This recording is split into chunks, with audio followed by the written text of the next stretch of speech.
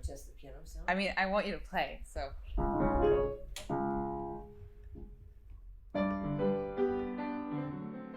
I first came across Joan Koenig's work when I read her book, before even putting my son Talal in her music school.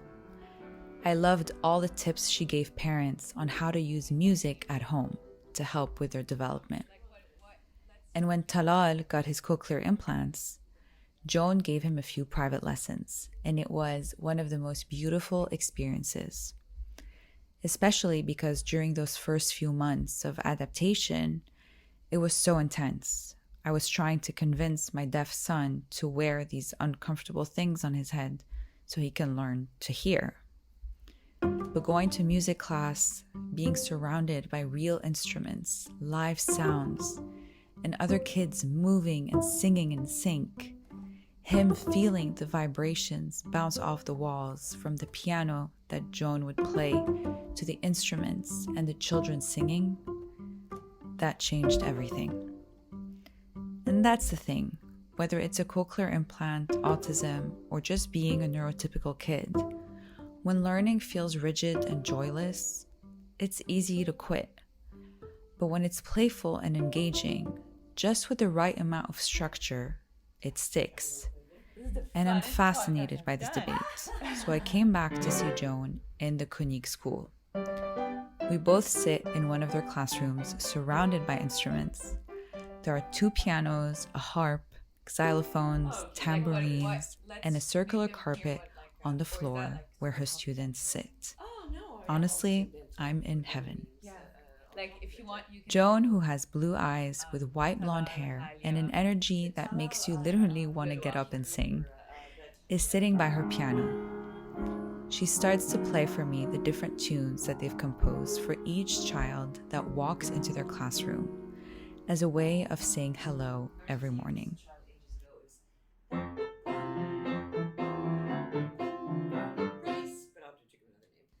Joan has passed along her energy to all of the teachers at the school. And thanks to everyone's passion, all of the students at Koenig are attentive, confident, and proud of the work they do. It's the most beautiful sight to see 2, 5, or 8-year-olds happily sitting in class with a smile on their face, ready to show off their latest performance.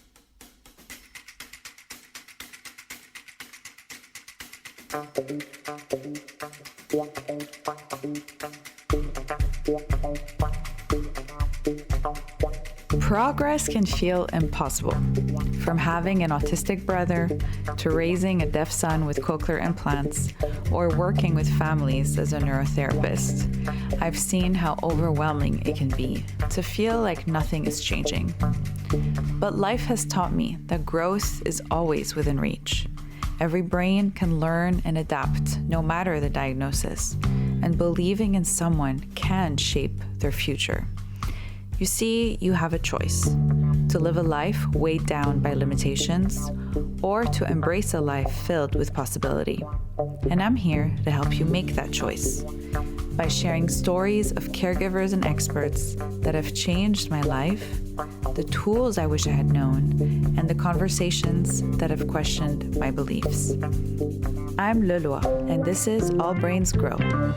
I'm so happy that you're here. Thank you. Oh, Lulu, I'm so happy to I've been to so be excited here. to talk to you.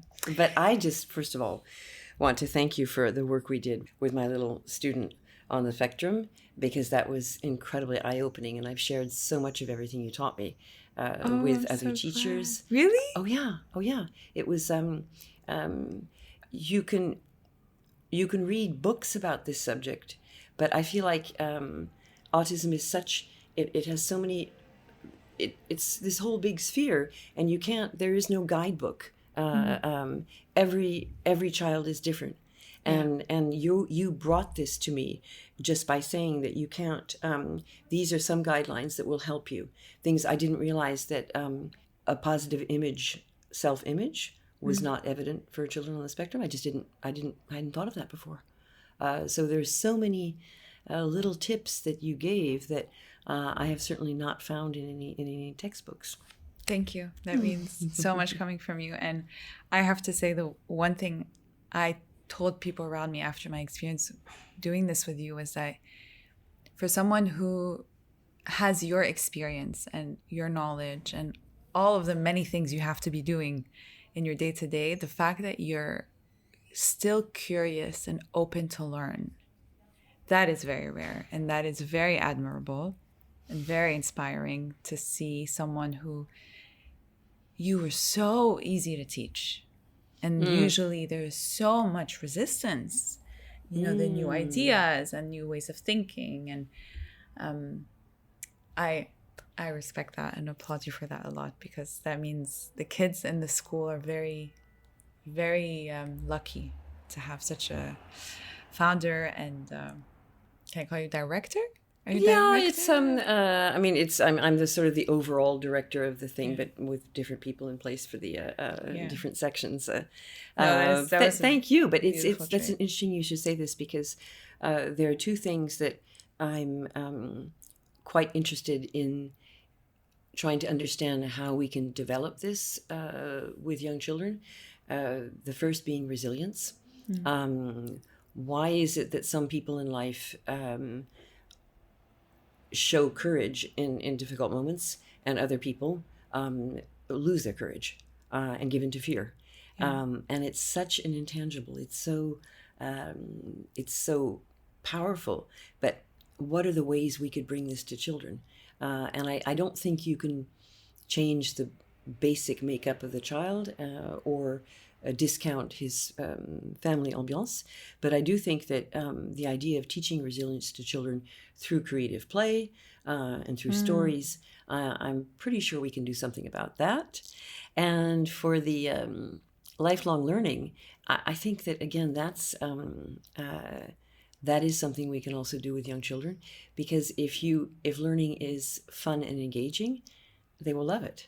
And they will also, if learning is not just contained to that exercise in this classroom, if every moment, even walking down the street, is an opportunity for learning, I think that probably these children who have that kind of experience will want to keep learning later in life. Let's start there.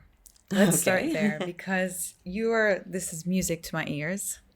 Ironically, I'm saying that here. Do you know how hard it is you do, it's a rhetoric question, to convince people, whether it's educators, professionals, or families, how important fun and joy is when it comes to teaching? When did you realize that? Probably when I was 5.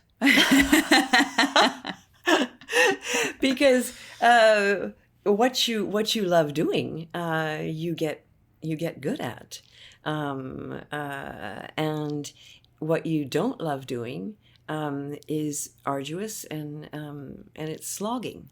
It's funny, because years ago I started saying laughing child is learning child, and it was just something I noticed. And in the meantime, there's a lot of science about this right now. Everybody's talking about dopamine and serotonin. These are words that nobody was saying 20 years ago. Yes. But the fact is, we know that when children are happy, there are hormones that are released that facilitate learning. And we also know that when they're terribly stressed, you'll have things like cortisol just completely giving them a brain fog. So I think that the science is relatively recent, and unfortunately, I think that science takes a very long time to trickle down into education systems. And for example, the fact that we know that learning phonetics is the best way to learn to read. And I listened to a podcast, actually, about with a group of teachers in the US who had been using other methods of learning to read. And they were invited to come to a whole seminar. And it was very emotional at the end of the seminar. Some of them were crying because they said that they had felt that they had been unwittingly badly teaching children how to read for more than 20 years. Oh my God. And the people, the scientists who were backing the notion about phonemes as the way to begin to read. So this means instead of the child learning the names of the letter A, B, C, it's A, B, K, or depending on your language. So one of the some of the leading scientists who were working on this in the U.S., which has a great illiteracy rate, they one of them had a leading post in the government regarding education, and this is still not, phonetic reading is still not implemented in all U.S. public school systems. And the man left his job. He just said, I'm so horrified. We are disserving children. So if I think the notion of pleasure in learning, the science is absolutely clear. There's no doubt about it. And I don't know when it will have fully trickled down. I think that this would mean a very completely a change of a mindset for people who are going to learn to be teachers. So this means you'd have to have the change of the mindset of the people who are training them. Have you seen that fun in learning also be taken to another extreme where It's chaos? yes, It's all about training, training of the teachers. I think that when it doesn't work, it's because it's not clear to teachers how to organize the classroom, because pleasure in learning does not mean chaos. It doesn't mean that there aren't rules. And it's very interesting because in my experience, some of the teachers, the sternest teachers on some levels, are also the teachers who are having the most fun with their children. And the children adore these teachers because the rules are very clear. Since the rules are clear, the children know exactly where they are and what can be done and what can't be done. So the possibility of pleasure becomes almost more immense because the rules are very firmly established. So the child knows exactly what will fly and what won't fly. They know a joke or creating a very funny story or a crazy drawing and then explaining it to the class, or deciding that they're going to construct a house or something out of what's available to them at that moment. That has nothing to do with the fact that they're not going to be shouting in the classroom, that they won't be able to, they shouldn't push each other around. I think that when the rules are very clear, and these are all rules simply about self-respect and respecting other people, when those are very clear, there's almost even more room for pleasure and fun. Yeah. I think that goes for homes too. I think it's, I think that people are very aware that there was a model of education in which the child, in French, l'enfant sage, which is funny because then you would never say a wise child, or but in English you would say a well-behaved child. But I think that people sometimes are afraid that they're going to be killing their child's creativity if they have too many rules. But it almost works in the other direction. When the rules are clear, then it's like everybody has room to enjoy. Yeah, I agree. And there's a strategy we love to use and say, and I know I see that in Koenig, in your institution a lot, which is you give control to get control. And when it comes to this idea of control and of how to get these kids to learn and be their best, there's always this thin balance of, okay, how much do I give you so that you can then perform the way I want you to? But it's always this dance of, okay, you give a bit and I'll give back a bit. And I know you guys do that so well. And my son loves going to school. I mean, that's the best news to hear ever. I agree. Sometimes parents said, there was a family who lived in the neighborhood, and they would walk by the school during school vacations, and apparently their little boy would say each time, "When is it going to open? I want to go to school." The notion of vacation for him was a little bit arbitrary. Okay, so take us back to, I don't want to start with such a vague question, but why Where did this begin? La, la, la, la, la, how did you la. link music to, I know it's a fact in your head, but explain what's the link between music and child development? And That's such a vast question. I would have to say that for you personally. for me personally, one doesn't think about things too much when you're a child. You know what you like doing. So music was part of my life from the age of 5, and I think it was quite simple. I had piano lessons with a lady down the street, and it just seemed easy to me. And there was a lot of positive reinforcement. She had these little stickers that were so cute, and I got them every week, and I just thought that was wonderful. I got a sticker for simply being able to play 3 notes in each hand on the piano. So it was just this sort of organic journey. It was just always part of my life. And it was work, but it was also pleasure. And then came the moment when one could begin playing with others. And this I absolutely loved. And in fact, I began the flute at the age of 8 because I wanted to be able to play in an orchestra. I been aware of the fact that it is so incredibly natural for me to sit down and completely focus on one thing and have this ongoing interior dialogue, but be completely focused and at the same time incredibly creative. And I thought to myself afterwards, that came from all these hours of practicing. Because when you're practicing, you're in this really meditative state. And you only have your own resources. You have to work with your body because your body's going to play the instrument. And nobody can do it for you. There's no shortcut to it.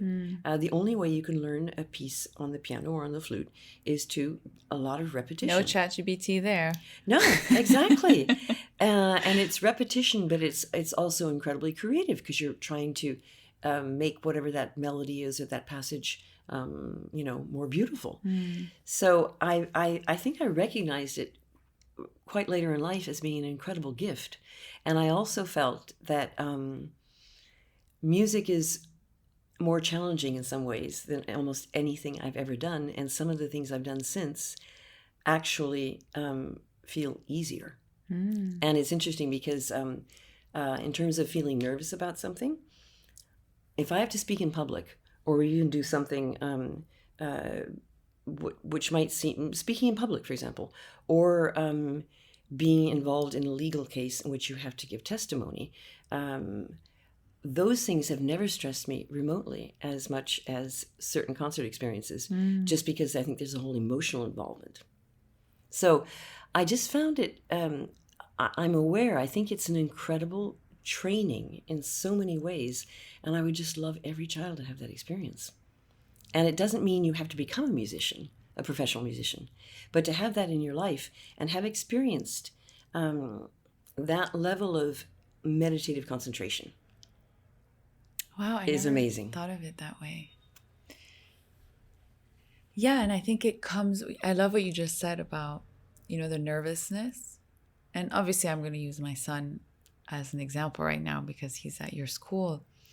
You guys make them do so many shows, I don't think he's ever been nervous about, I don't think I've ever seen any of the kids nervous about performing.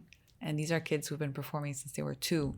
Yeah. And now they're 5, 6. And I think they really think of it as sharing as opposed to performing. I think they're so proud of what they do, and they're so happy that their parents are there to see them. Joan started her music school back in the 80s after she moved to France and got a real culture shock teaching in a French conservatory.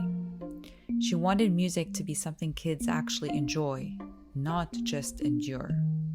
So she started small, and now her school has grown to over 400 students, all learning music at a high level. Hearing her, I couldn't help but think of my own piano lessons when I was a child.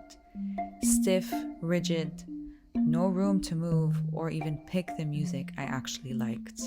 I don't think my body was allowed to move. I had to sit very straight, very still. My fingers had to be positioned a certain way. And like you're saying, the solfège was so important. And there was also a way of learning where I wasn't allowed to come and give, the music that I was interested in. It was very much the classical pieces. And these are the pieces that we have to learn and that we have to go through. And there's a chronology that has to be followed. I definitely don't think I had any pleasure in it. And when did you stop? I think I really pushed through. So my brother, who's autistic, was also doing piano with me. Not during the same time, but it was With the same teacher? With the same teacher. Oh.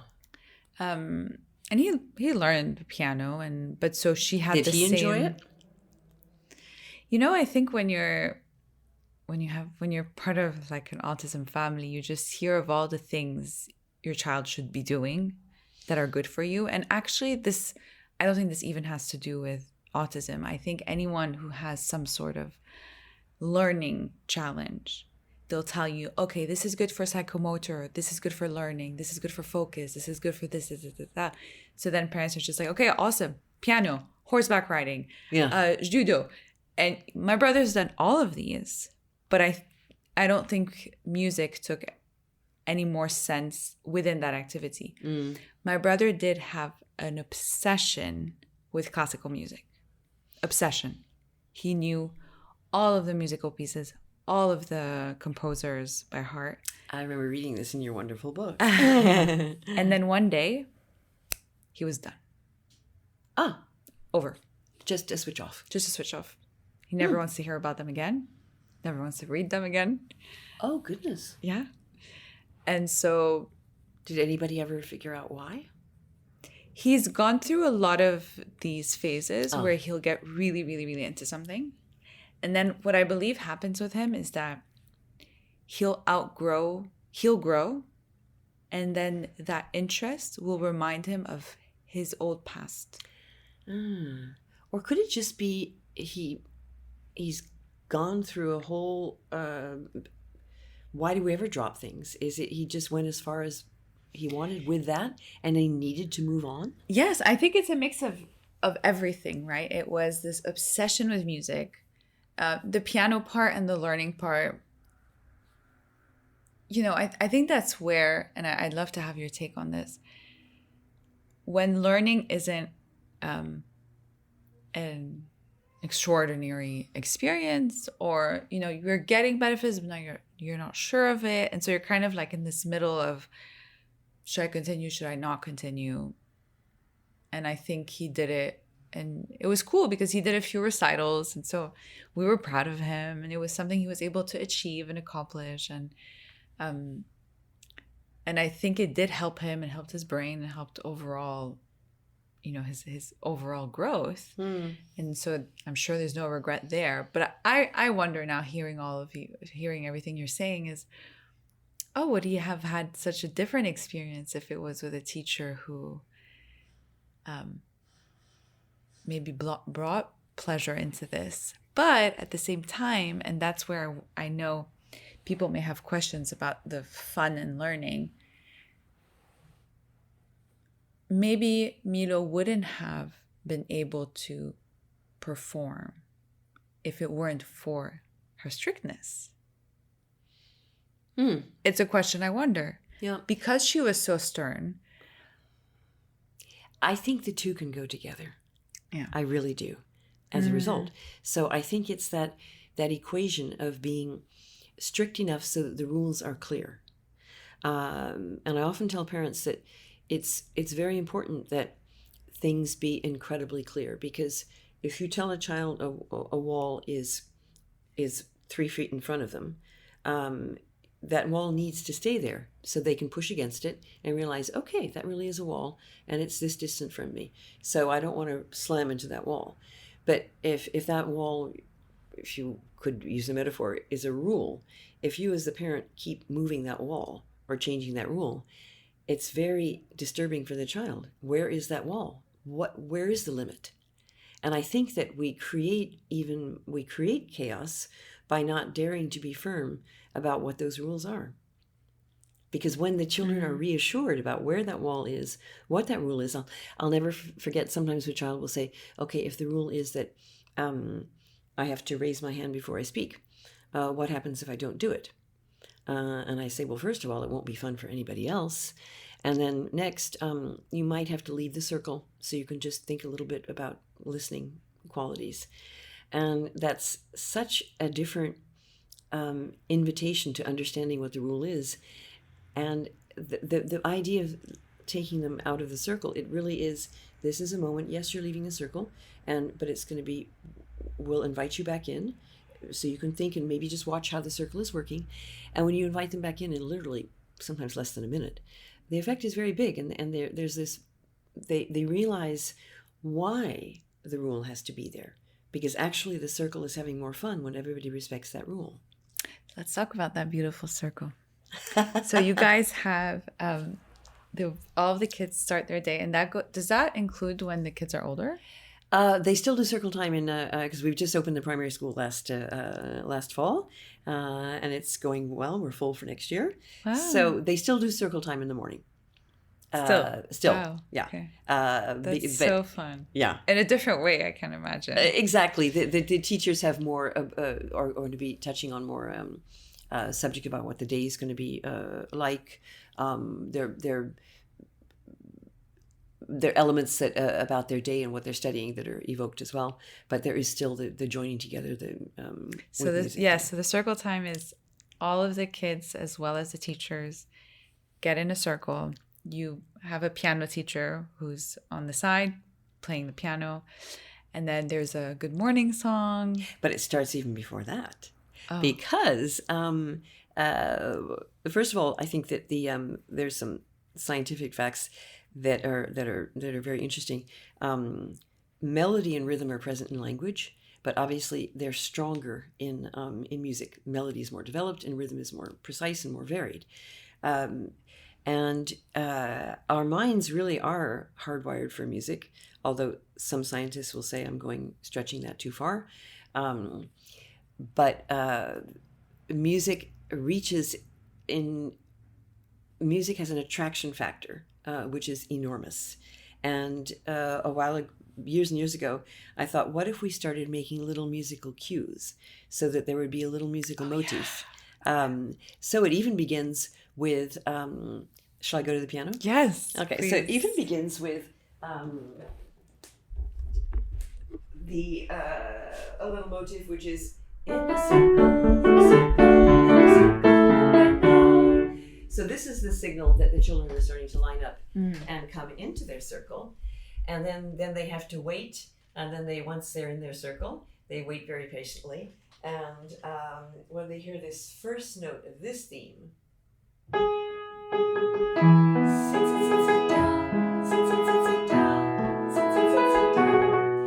as soon as they hear this sol diez, G sharp,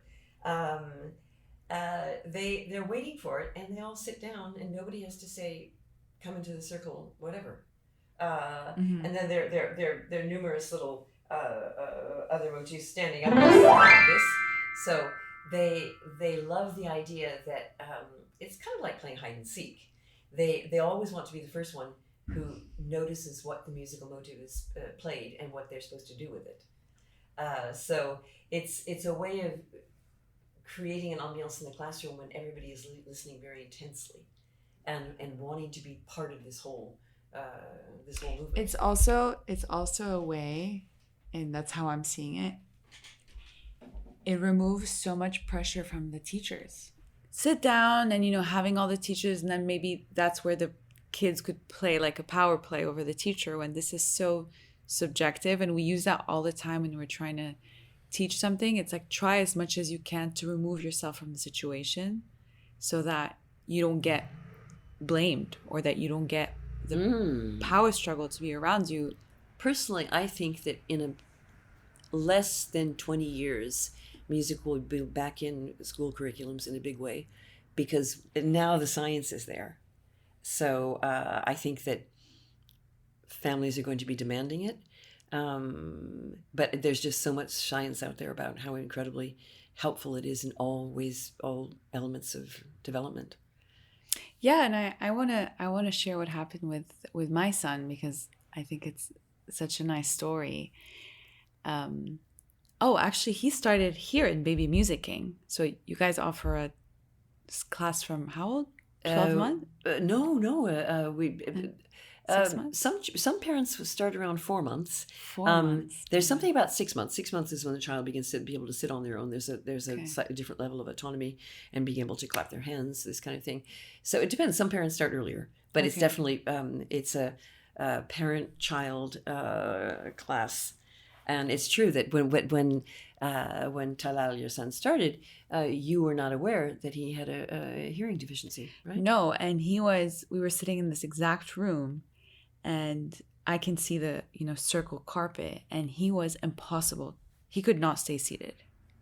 He was very curious about because right now we're surrounded by instruments. There's 2 pianos, harp, Xylophones, conga, like so many fun things, all of the baby musicking things.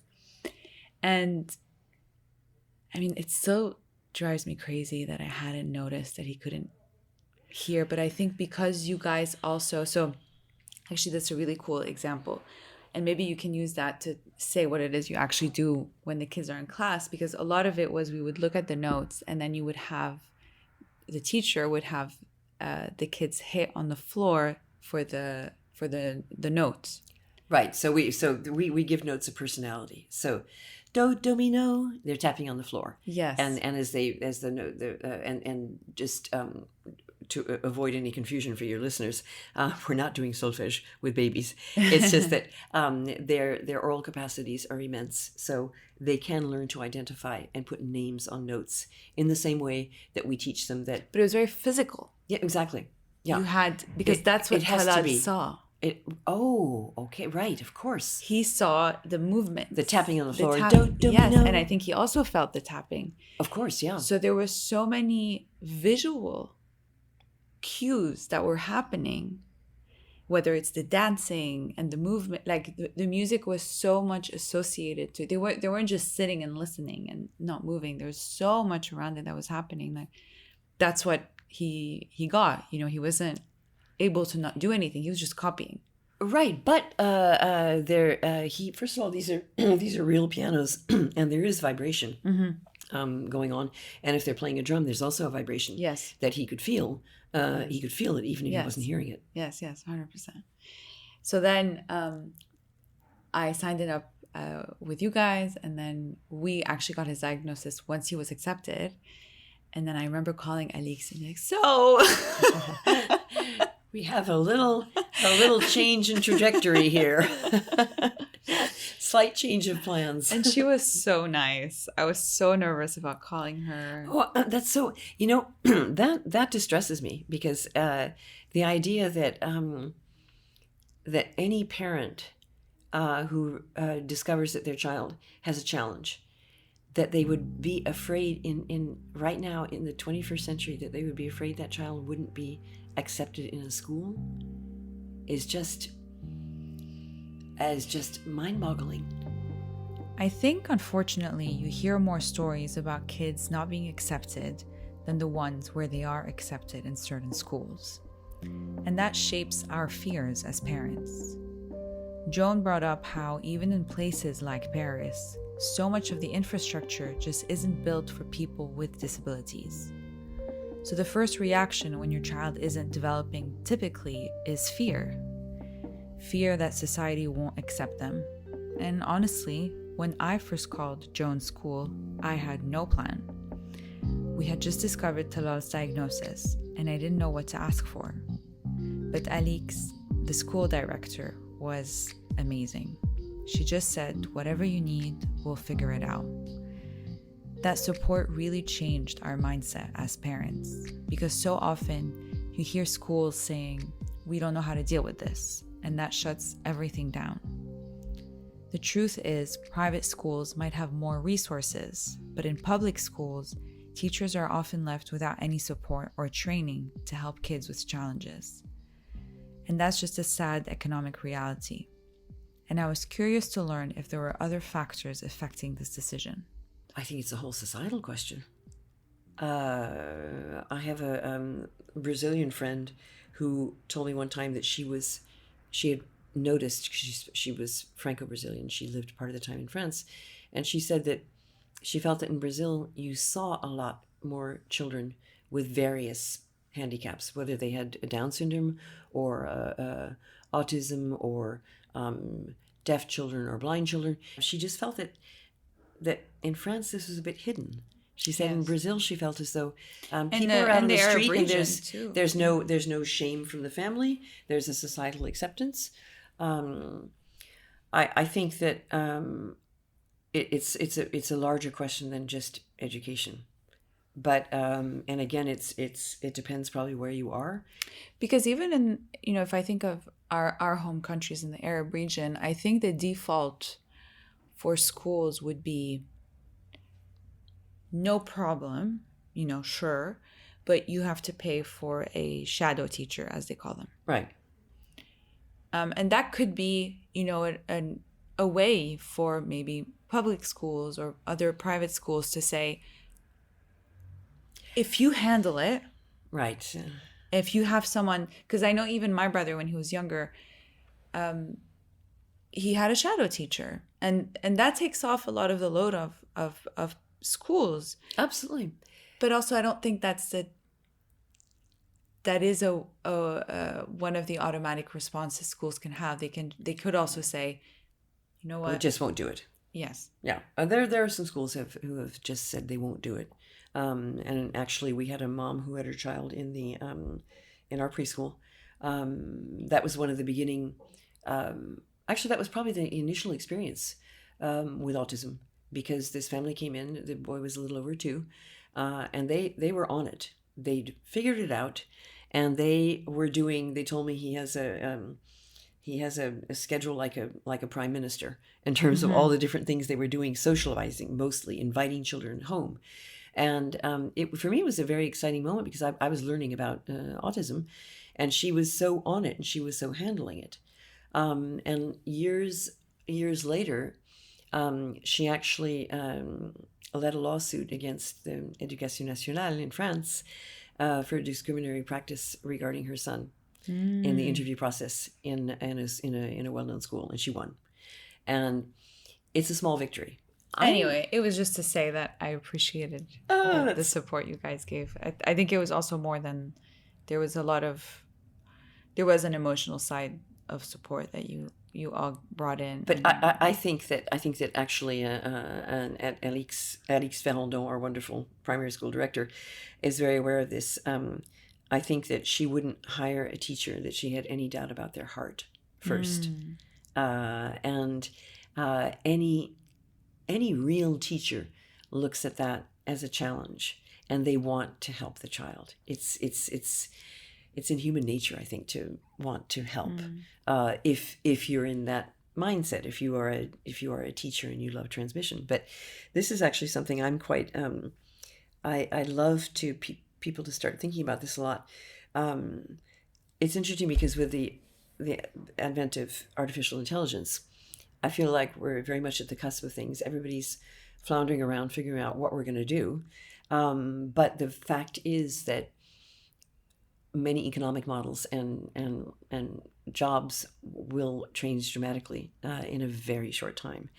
But it's interesting because if you think about children and elderly people, or any person with any learning disability or any challenge in life, the only thing that works is people. It's oh yes. As a species, we learn through other people. Yes. And I think that as educators need to keep that first and foremost. We don't learn with machines. We do at a later date, but early in life, we learn through other people and through our bodies and through our emotional experiences. I just feel like human care, the need for it will never go away. And if people want meaningful jobs, there you go. And you don't, and artificial intelligence can never do that. Yeah. And I just think it would be so wonderful if people began to realize that they could possibly find meaning in life simply by being educators or helpers. maybe with AI now, teachers will finally get the recognition and impact, whether it's financial or not, in schools and everything that they've always deserved and needed. Then that brings us to a bigger question, really breaking the stigma around why shouldn't learning be fun? And why do we have to follow these traditional approaches that just want to also, in a way, teach the child that, you know, to be successful, it has to be hard, and it has to be that there is this very antiquated idea that real learning needed to be arduous. Yes. You know, we all have these images Yes. of the horrific, nasty old man as being the précepteur of the young student in a family, or the horrible person tapping on the child's hands at the piano. I think that these notions, some people even say, yes, it was hard, but I benefited from it, Yes. which I feel is a little bit short-sighted, because in fact, if the child had another experience in which there was pleasure involved, they would have benefited even more. Yeah. But I do think that there is this very archaic idea, which is that learning, for it to be serious and good, it cannot be fun. But it's really belied by all the research right now. Yeah. And I think that, but as you said, the problem is that this has gone, in some cases, too far in the other direction.